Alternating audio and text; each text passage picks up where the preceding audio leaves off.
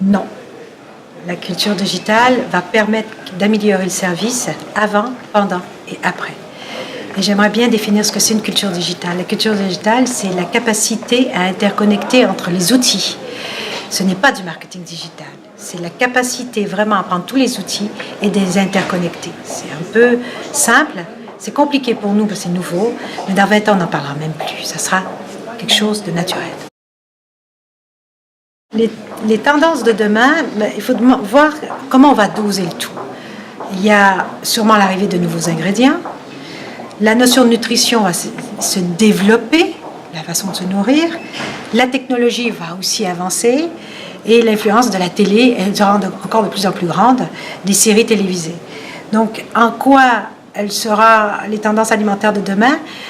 Dites-moi comment je vais doser chacun. Il y a des périodes où ce sera la technologie qui sera plus grande. On va arriver avec une certaine robotisation pour enlever les tâches qui sont lourdes.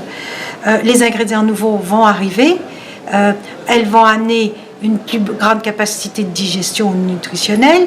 Je veux dire, je ne le sais pas. Mais il va falloir au moins réfléchir sur trois niveaux pour définir les tendances alimentaires. Les ingrédients, la technologie, ainsi que la nutrition. Et puis la série télévisée pour envelopper tout ça. Vous savez, les femmes jouent un rôle très important. Elles transmettent énormément de valeurs. La culture alimentaire, ce sont des valeurs et des normes. Mais les femmes auront un pouvoir économique. Elles décident à plus de 80% de ce qui rentre dans le frigo. Elles décident des restaurations. Elles sont très habiles dans la recommandation. Elles sont très habiles dans la recherche d'informations. Elles se renseignent. Si vous la regardez dans les magasins aujourd'hui, elles lisent les étiquettes. Donc la femme va, avec une augmentation du pouvoir d'achat, va demander cette irréprochabilité nécessaire lorsqu'on dépense quelque chose qu'on pense qui est bon.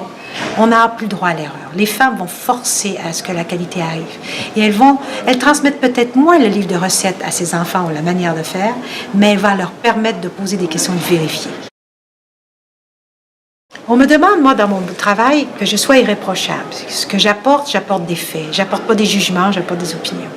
Quand on s'appelle restaurant, et tout ce qu'on voit est fait de façon pré-traitée, il n'y a que du à réchauffer le plat, pré-traité et à le présenter.